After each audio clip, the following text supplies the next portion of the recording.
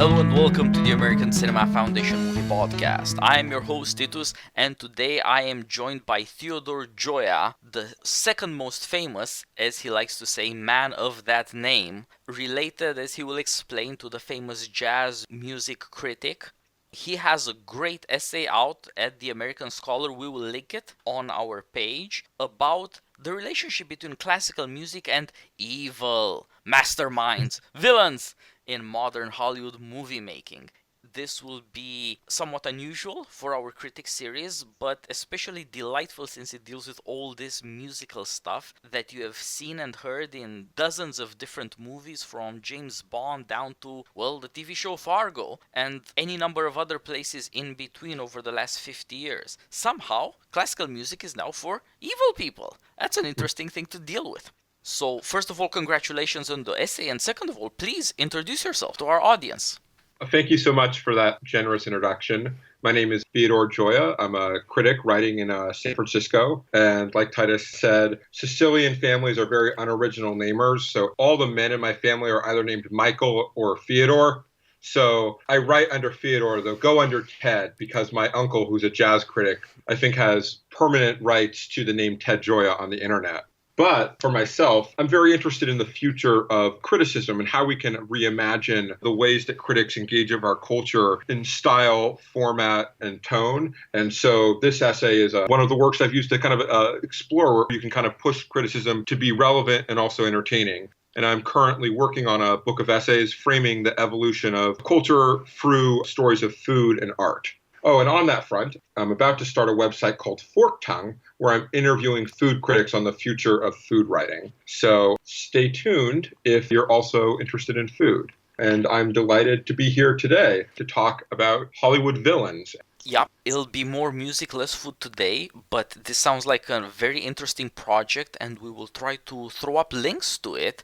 It sounds like fun reading, and of course we will have to add links for people to see that you're a good writer, first of all, not just a voice on a podcast. And there is this other matter of food criticism and its relationship to art. You deal with body, not just with soul. Yeah, it's like I really think a lot of it that people can find meaning and insight in anything, and the forms change over time. So, in the 19th century, the hot thing to do was to become like, a romantic poet. And there's nothing to stop you from becoming a romantic poet today, right? But it's not where the cultural energy is. And one of the responsibilities of critics is to survey this cultural landscape, look at it, and try to write about it in a way that makes that insight alive to people. So that's something I do when I talk about film criticism, music, and food is an area that seems to be rising, but the level of writing has stayed depressingly low, in my opinion. So that's what I'm hoping to dig into.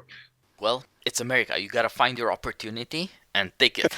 And this may be it. Well, for now, music and Hollywood. As soon as I read your essay, I thought, where does classical music fit into America? And I was just screening a movie, The Big Sleep by Howard Hawks, an old 46 classic. Beautiful noir. There's Humphrey Bogart with Lauren Bacall. There's all this beautiful cinematography. But there's also a very important score by Max Steiner. This was the 40s. Classical music was really coming into its own in Hollywood. Steiner himself was a student of Mahler. He was a wunderkind. He finished the high school for music in Vienna as a teenager, and then he went into even more serious musical studies before he hopped over the ocean to America and ended up in Hollywood. And all of a sudden, American movies with soundtracks got this deeper level of characterization through music. If it's action, if it's drama, if it's dialogue, you will have a composer behind the scenes there trying to help the director along to convey the sentiments, to persuade you that this is real. Even before the image seizes you, so to speak, the music pulls you along.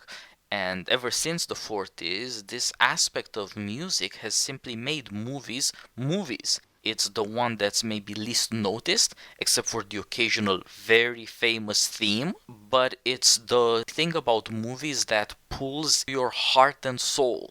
Yeah, there are many movies where if you just watch it without the music, it's nothing. It's like unseasoned steak or something. And a lot of music is emotional prescription. It's telling you how to feel. You see that for like the worst Hollywood blockbusters when the soaring music comes on. You're supposed to feel inspired right now. for more interesting directors, they often use music to create interesting juxtapositions and contrasts. But yeah, music, there's, I think, a valid argument to be made that it's the most important element for how an audience connects emotionally with the story on the screen. And it started with a very proud tradition. Many classically trained composers were composing for Hollywood in the golden era. And we can see in Marx Brothers comedies, like opera was just part of the lexicon. It was part of the vernacular. You know, in Looney Tunes, they were caricatures of Stokowski and and the Barber of Seville. Now, when I'm writing this piece, my editor was worried that people wouldn't know the Barber of Seville. So we had to add like footnotes and all of this. And that's how far we've come. Yeah, that's very good point, and I think your editors often are, is quite sensitive to the changing moods of the times. But it was the case that classical music was just part of middlebrow America. It was not a class distinction. It was not a distinction for the type of character in a movie either. It was just the sort of thing that happened. You mentioned Stokowski. He famously directed the music for Fantasia. There was Disney. What's more all-American than that? He was one of the conductors of the NBC Symphony Orchestra. Who would believe today that NBC, or Netflix for that matter, or Amazon Prime, would have a symphony orchestra that publishes weekly concertos, weekly recordings of classical music? But there he was. Fun is that the current SNL studio was originally built for the NBC Symphony Orchestra. So, you know, that... I didn't know that. Wow. And, you know, also like Vesti La Juva, the Enrico Caruso recording was the first record to sell 1 million copies. So it really was populist music, something that I think people... It's interesting. A friend of mine who's a conductor said, I don't really think that, you know, the public ever really liked classical music. It was always for rich people. And I'm like, no. Yeah, I mean, again, what a change America has gone through. The greatest conductor of the first half of the 20th century, surely Toscanini, he was the guy who led the NBC Symphony Orchestra from the late 30s through the early 50s. This was in certain ways groundbreaking, but immediately widely adapted and adopted in America. It was a great thing for however many millions of people tuned in. It was not a niche taste, it was not a class taste, it was not a foreign or an exotic thing. It was as all American as things get. Yeah, and then I think things started to shift a little bit in the 50s when we saw emergence of R&B and pop and rock. And that was the moment where I think public taste started to shift. Yeah, I think that's gotta be the case. Somehow music became way more democratic when all of a sudden we went from Beethoven to, of course, roll over Beethoven and all these very driving, very energetic, very short and musically simplistic songs. And that turned eventually into rock, and rock eventually died, which I'm not unhappy about. I didn't like the whole I'm a rock star ideology. So that at least in a way now, as lovers of classical music, we can look down on all this strange transformation since the 50s and think, what was that all about? But at least it was more democratic. All of a sudden, it wasn't just who sold millions of records, it was who filled stadiums, who was playing in everybody's house. And it was driven by the evolution of TV and particularly TV advertising. I think that one meaningful way to look at the difference between classical music and other forms is classical music is about these long-form compositions where you perceive and enjoy and appreciate the development of themes and contrasts over time. While rock and pop, those genres are very short, like you said. And so that actually makes them perfect for advertising and for like short segments on TV. And a lot of like rock songs, honestly, there's like really about 30 great seconds in the song. And those 30 great seconds are awesome. And then the rest is just like, oh, you're just going to repeat it. And so as the TV technology sort of took over everything, it really favored those kind of genres. And that's the beginning where you start to see classical music take on a different role in how it's portrayed in film. Yeah. It used to be that movies learned from romantic classical music, especially that every character should have his motif, like in a Wagner opera, that you should have swells, you should have build-ups, you should have the moments where everything breaks there's the crescendo and the peak, and then it goes down from there. All these sorts of emotional transfers from the music to the action to the audience. But then we went into what we could think of as the modern era, where we have a fairly harsh separation between normal characters and then evil. And evil has a classical soundtrack, doesn't it? Yeah. One of the first examples of this is Captain Nemo playing in 20,000 Leagues Under the Sea on his giant organ. That's in the 50s. That was like a standalone, but it starts to become a trope in and of itself in the 70s. And I think what really launched it was Kubrick and Clockwork Orange. And as often happens in Hollywood, one person does something with total genius, and then everyone else, the regurgitation machine, the copycat machine, takes the brilliant moment, like sucks out, drains out all the genius and originality of it, and then sort of spews out a lifeless copycat version of it. And so you start to see, as one person did something really memorable, then all of a sudden it really starts to explode, and you see all these different movies using classical music as sort of a shorthand for sinister. Yeah, I think maybe the place to start with this is something that is still fairly new to us as audiences, but which has also been culturally memorable and very fertile, which is Hannibal Lecter. Yeah. Hannibal Lecter, I think, is definitely the supreme example of this, where he is the uber villain who murders Chewbacca.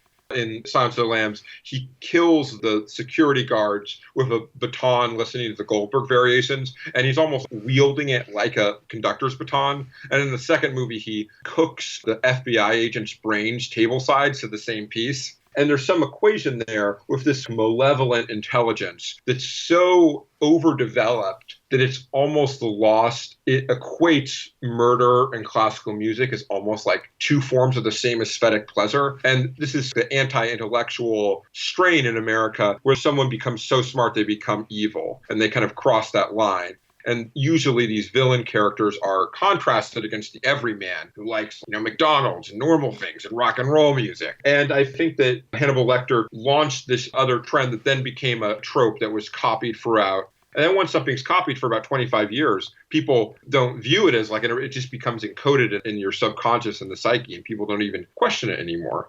Yeah, that's a problem inherent in our forms of popular art. As with Kubrick, so also with Silence of the Lambs, somebody does something for the first time and it hits you in the gut and you go pop-eyed and you wonder, wow. But then 100 other people do it and it just becomes the thing done.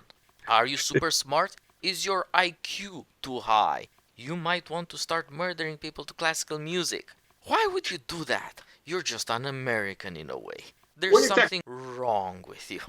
We're trying to show that this character is evil. How can we do that? We'll put him in a study. We'll put some classical music on. We'll show him reading a Dante or something. I'll just and it's just checkbox character creation.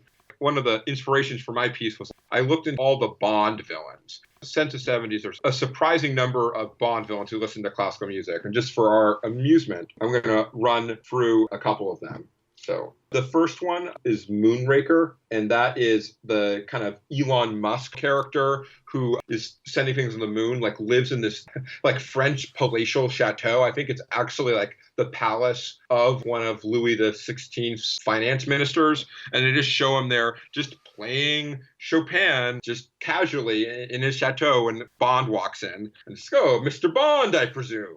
Then there's another one in The Spy Who Loved Me. It's the one where the evil sea scientist, whose name I'm forgetting, who has this underground sea fortress called Atlantis that rises out of the ocean. He feeds his minions to sharks while listening to Mozart. So he just flips on Mozart and then watches them get fed to the sharks. And then another exactly. So it's so, and he's sitting also at a table that is like a huge palatial table with like 15 courses, and it's just him alone, surrounded by like Renaissance frescoes. And it's just, that's the way. They're also interestingly like caricatures of the gay aesthete. They're all mysteriously unmarried men who like, "Oh, Mr. Bond, come in here. Like, want to play a game of chess?" That kind of style, where it's never Jaws who's doing, a little cello on the side, right? Like, it's always the head top villain whose villainy is of the mind. Cruelty is a working class job, blue collar job. But like the evil genius, That's exactly right. There's weird suits, there's effete affectations, all sorts of gestures just to show you this is weird, this is odd. Dare we say queer? Well, Yeah. that's the Bond movies for you. Yeah, it's a sort of mixture of anti-European sentiment, wealth, and sort of cultural anxiety. The last one I'll give an example of is A View to Kill, which is in '85, and that's where Christopher Walken plays this sort of megalomaniac who he hosts this lavish reception with strolling musicians who wear powdered wigs and 17th century costumes and play Vivaldi's Four Seasons. And that's just like all the tropes of European wealth just kind of mixed together. And it continues to this day. My favorite example, actually, is in a recent one, Quantum of Solace. Spectre also has an assassination to opera. But Quantum of Solace, the evil organization, meets at a performance of Tosca to plan overthrowing the Venezuelan government. And it's like they just decide, like, mid-performance, we'll all just be on headphone planning our world domination. And there's just so many moments like that where the scenery, pomp, and circumstance of classical music has been appropriated to spice up, accentuate the villains of these series. Yeah, that is a defining trait of modern cinema. Exaggerated beauty, exaggerated formalism, incredibly complicated musical structures. You must be evil. There's no way around it.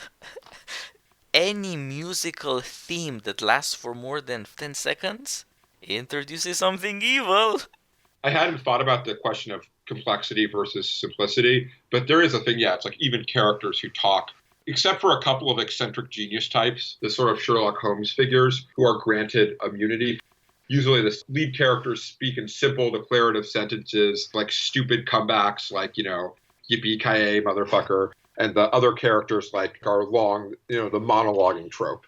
Yep, right, that's a great difference. Every man will have one-liners, the villain will have an entire monologue that explains and tries to justify and sets up this entirely too complicated structure that of course falls apart as a castle of cards by the end of Act 3. Yeah, I guess their complexity has to defeat them. As they make fun of in Austin Powers, like, just shoot the guy, but they never do that. Nope. And there is something in that of course speaks to a deep psychology. It really is the case that very arrogant people want to show off. Everyone knows this. It is the case that people who feel that they are on the outsides of society, that they're in some ways marginalized, neglected, do want to triumph, to affirm themselves and to be recognized as winners. There is a temptation, therefore, in arrogance or intelligence to contemn, to underestimate people whose virtues are moral rather than intellectual. And that does point to the structure of our stories. We used to, until recently, want moral virtues in our heroes rather than intellectual virtues. And we tended to consign intellectual virtues to our villains. As you pointed out with the Yippee-ki-yay motherfucker. It is the villain, it is Hans Gruber, it is this vaguely aristocratic English actor, Alan Rickman, all the stage and Shakespeare stuff, who gets the royal treatment, so to speak, that is Beethoven's Ode to Joy, when he finally cracks that safe, when he finally achieves his moment of greatness. Exactly. He got it. That guy's so smart, he got it. Of course, it doesn't end well for him. This is a distinction I was also interested in. I didn't get into this in this particular article, is there's a distinction between people who are shown visibly enjoying classical music in movies and people who experience it. So a lot of times, the part that is unsettling about the villains is they actually enjoy it. Hannibal Lecter enjoys listening to Bach while murdering the security guards. Alan Rickman enjoys the symphony while breaking into the safe. And often, even when the hero is listening to it, they don't enjoy it in the same way. And so the part that's interesting about it is that they're showing this ability to find pleasure or find joy in these kind of complex things bespeaks a certain greater kind of evil. And this is very anti-intellectual. The best example, or one of the examples of this I really liked, was Gary Oldman's character in Leon the Professional, which is Natalie Portman's first movie, mid-90s. But he plays this sort of coked out, corrupt DEA agent who always imagines he's listening to Beethoven in his head when he's like murdering people. And at one point he goes into this apartment, massacres everyone with a shotgun, except for one person. And he walks in and he's like, "You don't like Beethoven, do you?" And he's like, "Oh, you're a Mozart man."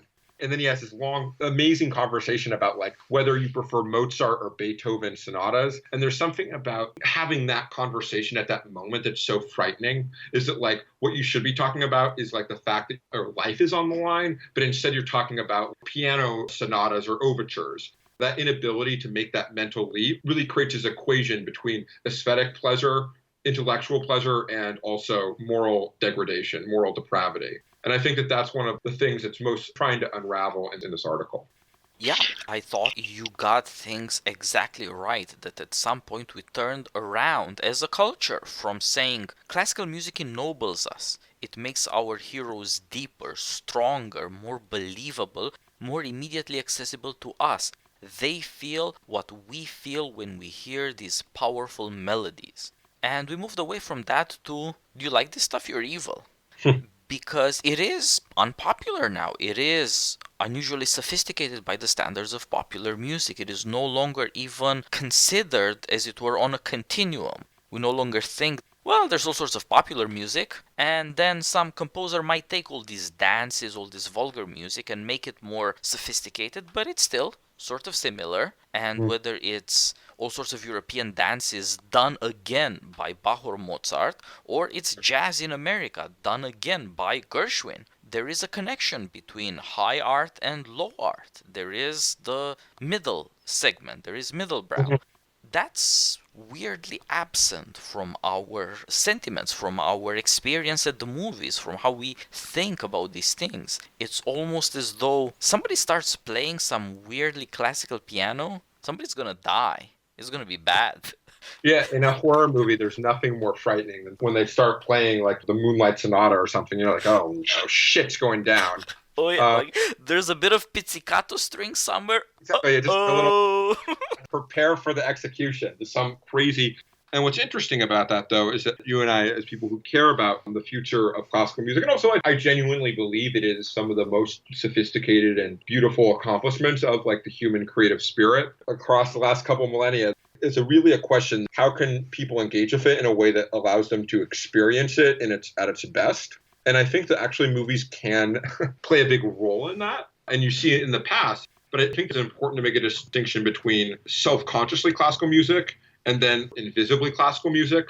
Consciously classical is when, Hannibal Lecter lets you know that it's Bach that he's listening to, and it's happening within the scene. Or you're at the opera house and you see all of the accoutrements. But then there's other moments when classical music is just experienced as music. So like a good example is Tchaikovsky's Romeo and Juliet theme, which just is shorthand for love.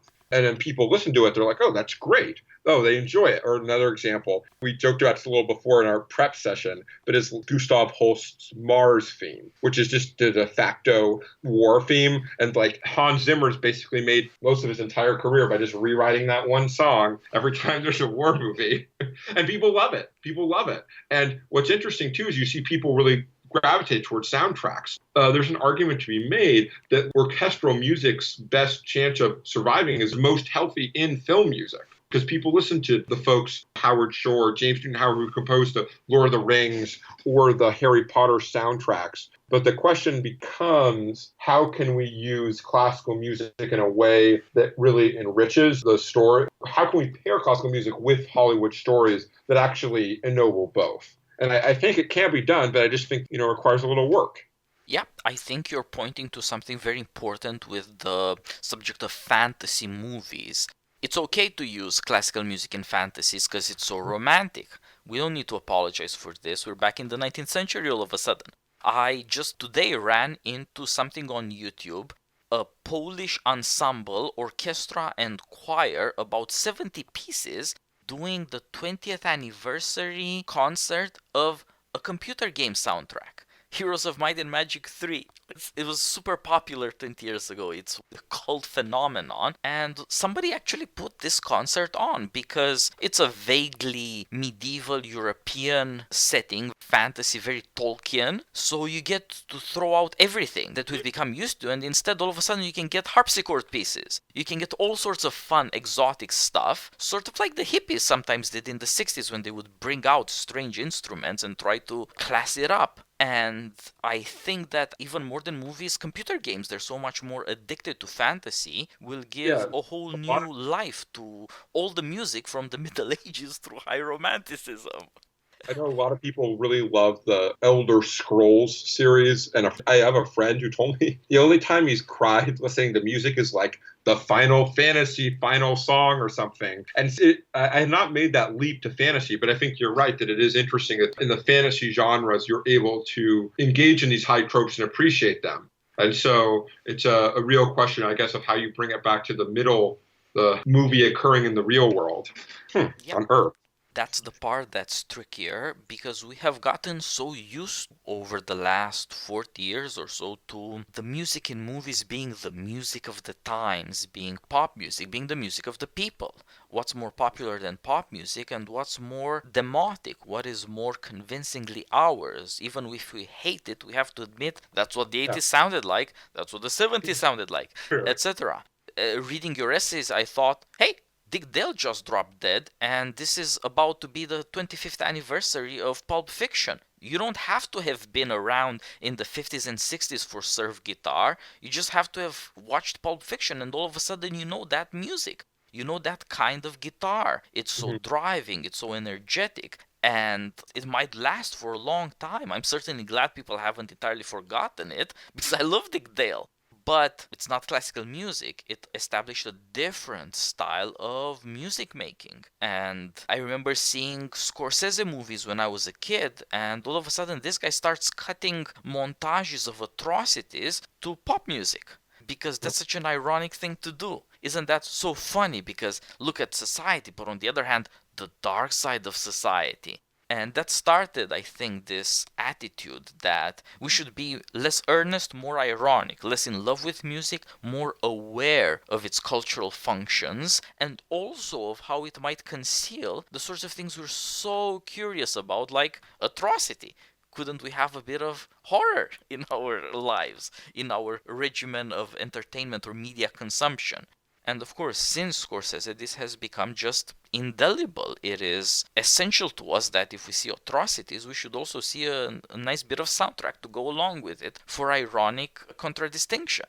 Ah, Yeah, I mean, the music is particularly in montages your editorial statement, and so it is used in like essentially in like a postmodern sense as an extra narrative or commentary to lay over these events. And yeah, as characters become simpler and we no longer look for the same type of either jarring juxtapositions that someone like Kubrick would use when he uses classical music. Typically what I found is that genius directors are often like one of their geniuses is using music in an interesting way that creates like interesting juxtapositions. And so Kubrick is like the master of this, and he uses classical music so famously in so many films. And you can see the same type of mixing done with someone like Tarantino, which his ear is like one of the key parts of his style. But most people aren't real stylists. They don't have any genuine voice. So they just try to choose the right color from the Pantone, soundtrack. So if they've only heard like the 6 pieces of classical music, they're like, well, I guess I'll pick this one because I'm trying to go for this. I'm going for Halloween or whatever it is. And I think that sort of insert your own emotion for scenes, it pulls apart, it separates the classical music. A lot of times these themes that are like the culmination of something, like O Fortuna and Carmina Burana. It's an experience out of context, where as opposed to it's the culmination of like this longer piece, they pull out the peak and then they insert that peak to sell whatever, Tostitos. I think that is that sort of irony, right? It destroys the sublime. It destroys that sort of long experience where you go on when you listen to a symphony or a longer piece. I got off on a tangent there, but to wrap it back around to pop, an interesting example of the democratic power of pop that you pointed out, and I interestingly also wrote about, was the first Guardians of the Galaxy film, because in that film there's this, I guess, pseudo-Egyptian-esque like supervillain. At the time when I read it, I'm like, oh my God, Edward Said would have a field day with this guy because he had all the there's Chris Pratt, who plays the funky, likable white guy. And then there's this sort of giant blue guy who's like a mishmash of all these sort of like Eastern, quote unquote, Oriental traits, but with purple skin. And the way he defeats him, because he's undefeatable in combat, is they have a dance off. And I forget the exact song he's playing, but Chris Pratt, it's like he's hip. He understands the times. He's ironic. And so how ironic, I can do this, I can dance at the last scene, and then, he can't defeat that, and so he's crushed. But that struck me as this like really strong example to resolve a final battle in a pop dance off. It seemed like, yeah, that was the ultimate triumph of ironic pop over sincere classical music. Yeah, what we've got, I guess, by way of sincerity is just nostalgia with pop. It's 80s music in Stranger Things, or it's 70s music Exactly, yeah. and funky stuff with Guardians of the Galaxy. Of course, the audience of the movie wasn't around in the 70s to Yeah. have actually experienced this stuff. It's a strange situation to be in, both an attempted retrieval of cultural memory and of collapse of history, because nobody was around actually for the real 70s. We Yeah, just it get is. the fake 70s. It's what we've got now. And in some strange way, movies like this show that even our supposedly action movies are really more like musicals. Now, we may not have Fred Astaire or Gene Kelly for that matter, but we certainly have CGI. And that will help along Yeah. with incredibly sophisticated Busby Berkeley-esque choreographies and Chris Pratt in the middle of all of it, because what's more all-American than Chris Pratt? I can go along with a lot of it, but I also wonder at this stuff. How did we end with this? We used to have better music. We used to have better characterization, emotions brought out by movies simply through the use of music. Hitchcock used to like to say things like, Mr. Herman will have something to add here. There's, he'll have his composer like Bernard Herrmann, somebody on that scale, who will just figure out, okay, what is he trying to bring out in this sequence? Let's help the director along. Let's help the actors along. Let's make the screenplay really come to life. We find it much harder to do that now. For a generation or two, we have tried to use popular music, to use rock, to use pop to get there, but we ended up with pretty ironic and sort of unserious things like Guardians of the Galaxy. An entire project, as it were, of modernization of music has collapsed. It has failed to be middling or all-American or middlebrow in the way in which the combination of movies and, on the other hand, classical music used to be. I'm not quite sure what's going to supplant for this, but I do think that now it's obvious to us in hindsight what has happened to Hollywood and America, and we have an opportunity. As you said earlier, a lot of our problems started with TV, with turning life and our televised experience into advertising, forever selling us on the greatest thing, and that's all dying now. There's not advertising money in it, and nobody can get an audience anymore. And I think that it will be possible now that we're moving from television technology to digital technology to retrieve a lot of what we had with classical music. It will domesticate our emotions in a way, in another way, educate our emotions to be more sophisticated.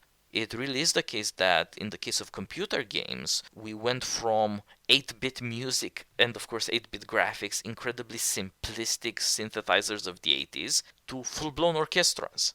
We might be able to do that for the movies too.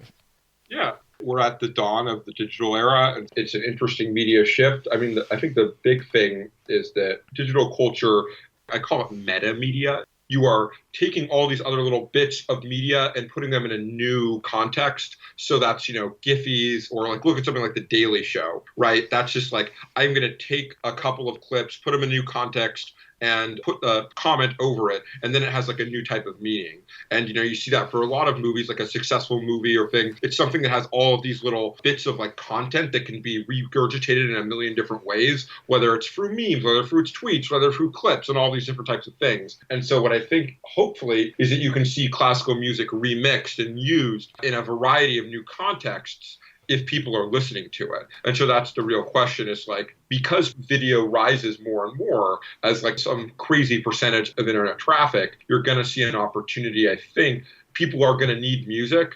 So how can you educate people to look into classical music as, in many ways, maybe one of the best ways to ennoble or deepen what you're saying?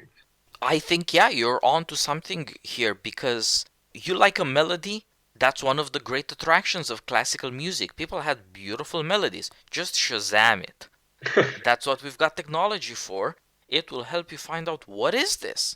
it'll encourage people to find more of it. And I think we can go even beyond the culture of memes, of Mhm. snippets. It really is the case that people spend a lot of their life online, that people say spend a lot of their life on YouTube or Spotify for that matter.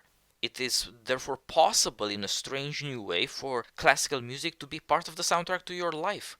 It doesn't have to be some terrifying pop thing Yeah. haunting you at the mall. It could be stuff in your AirPods, and it might be Brahms, and it might be Beethoven, and it might be Bach, even if you're not a murderer, actually. Yeah, I think the challenge right now is for art, is to recontextualize classical music and allow people to experience the melodies and the music immediately. And if they find the right way to experience it, the beauty and the kind of sophistication of it and the depth, I think will stick. So that's the challenge. And hopefully, starting to talk about some of the ways it's been misused, or not. Misuse is the wrong term. I don't like to apply moral judgment to the way art is used. The way it's been used in a particular narrow sense in cinema recently maybe discussing that can open up the pathways to look at other possible uses for the genre. Yeah, it doesn't have to be villains. We can reverse the reversal we have gone through. Hollywood as a culture went from we need to import classically educated musicians from Europe or American classically educated musicians to class up our movie making. To, well, what do you mean about class up? That's evil. You have to have pop, that's more democratic, and the classing up music will be reserved for the bad guys. But now that reversal can itself be reversed. For a long period, we went through this new identification of sophistication with evil. And at this point, if you say to somebody, such and such is a villain, or the villain in the movie, immediately in the mind, the picture of an unusually aristocratic, unusually intelligent mastermind, this uber brain, comes up. But it wasn't always thus. Villain used to be a term of contempt. It used to be how aristocrats talked about people who lived on a villa who were peasants, Hmm. mere workers of the land. That was the old age of aristocracy. In the age of democracy, we have reversed their ideas and turned the contempt for villainy on the super intelligent, super sophisticated themselves. But it is possible in certain ways to reverse that all over again now, since we're not particularly interested anymore or particularly afraid anymore of aristocrats. There's not going to be a monarchist plot against America. Even something like in Die Hard, oh, these European sophisticated types with their British accents Class rob ours. resentment and anger towards the 1% is alive and well, and that's always going to be there. And that's sort of a question of how populist filmmaking and art will always work. And what's interesting about the way classical music is used for villains is it's often used to frame it as like one personification of all the trends that we dislike about some sort of supervillain. So that's so many of the Bond villains are that way. If we want to combat inequality, there's not someone to go punch necessarily or go have James Bond kill. It's more complicated and menacing than that. A lot of these portraits of the classical music loving villain are portraits of the villains who we wish we could convict, but never do. The ones who escape, the ones who do evil things in polite words. And it's interesting. And that sort of contempt and that sort of moral depravity becomes a shorthand. Classical music becomes a shorthand for that sort of hidden menace that is lurking under the sophisticated veneer of, so many people at the opera, they look like they're fancy and great philanthropists, but we sense that lurking underneath that is some sort of submerged or hidden kind of depravity. And I think classical music speaks to that sort of populist paranoia and gives it this convenient form that can be attacked and defeated. And the sophistication of classical music is useful for that. But the real question for me is how do we disentangle classical music from this sort of matrix of sort of class anxieties and paranoia and allow people to experience it for what it is, as art, first and foremost? I know what you mean from Martin Scorsese's The Departed in 2007, going back to the 80s with Francis Ford Coppola, Godfather Part 3, or Brian De Palma, The Untouchables. Opera is where the villains go. But I would also say that's a thing of the past, because nobody thinks of Jeff Bezos or Mark Zuckerberg as opera goers. In the age of robots, Yeah, villainy exactly. is going to have much more of an EDM soundtrack or something of that character.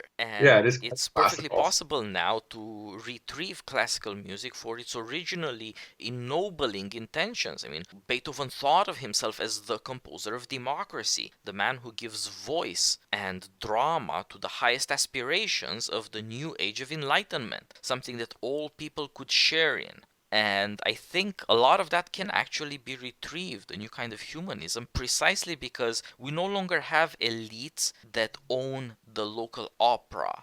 We have elites that own the devices on which we live our lives. And that's a different sort of drama, that's a different sort of vulnerability for us, and a different sort of superiority for them as they show up in their turtlenecks like Steve Jobs or great t shirts Yeah, like Zuckerberg. cinema hasn't figured out how to handle that new type of villain. I mean, Hollywood's obviously always like 30 years behind, Oh, yeah. but like, so they have not figured out how to depict that character yet. So they would just prefer depicting the type of villain they've always had. But yeah, it is interesting is that like we will see as this becomes increasingly anachronistic how Hollywood responds. And I hadn't thought about it that way, but there is opportunity to be used in another way. I think this about wraps our conversation. It's been rollicking fun, and I hope name dropping all these movies, directors, and all these different sorts of attitudes to music will be helpful for our audience, not least of all because it might shine a new light on all the stuff that we've grown up with or grown to love over the years. And what is a better note to end on than thinking that there's some hope to our situation, that we're no longer bound by the structures and the tropes to believe that this is what evil sounds like. Evil actually sounds very different now, and that's one thing to look forward to with regard to our new robotic overlords. It sounds Um, like don't be evil. That's the rule slogan. But yeah, Indeed. this is a good thing. Kill all cliches and listen to music and yeah, keep thinking. Thank you for joining me. It was lovely reading your essay, and let's find something to talk about again sometime soon. Sure, it was a pleasure. Let's do it again soon. All the Ciao. best. Bye bye.